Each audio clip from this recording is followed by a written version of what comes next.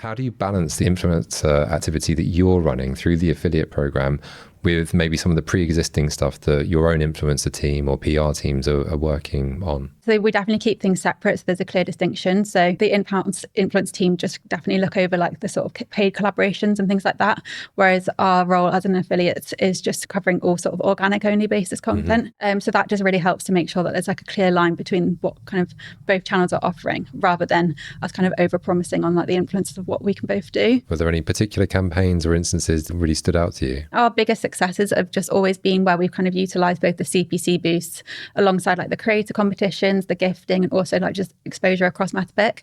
I think just having that brand presence across all of like Metapic has just really helped us, and you can really just see the organic uplift we see from content creation off the back of it. I think it just really drives them kind of long-term partnerships with the influencers, but then also just drives that sort of like trust from the audience as well, because they can see that Boots is kind of integrated within their lifestyle and kind of everyday makeup routine, or like within like the Mother's Day care and things like that.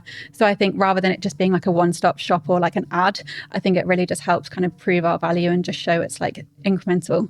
And then obviously we just see really strong results off the back of that. I think the most important thing, and something that Boots does really well, is having an always-on approach. They always have some kind of activation going on with the influencers, and it really does help show the influencers that like we value you, like we want to keep rewarding you for your marketing efforts. And the more that they do that, the more that the influencers actually give back. So we work quite closely together to define what Boots's main objectives are, and unsurprisingly, it's ROAS.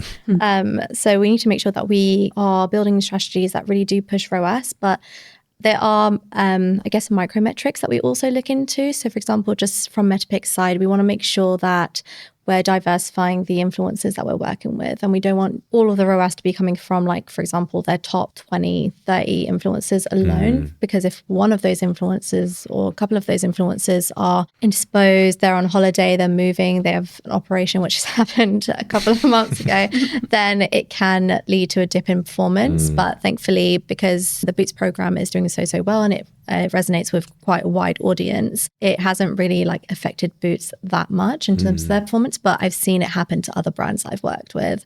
They rely so heavily on the same kind of influencers. So I think making sure that you're increasing the unique active influencers that you're working with who are organically linked to your program is also super important. Ellie, what's one piece of advice that you'd have for any business looking to get the most from their affiliate partnerships in general? So I definitely think just starting small and like testing and then optimizing from there, rather than just diving into the deep end. I definitely think just seeing how it works for the brand is like a kind of test and learn approach is essential to do well. And yeah, just being really adaptable and flexible with your strategy to make sure it's commercially viable for you as well. Yeah.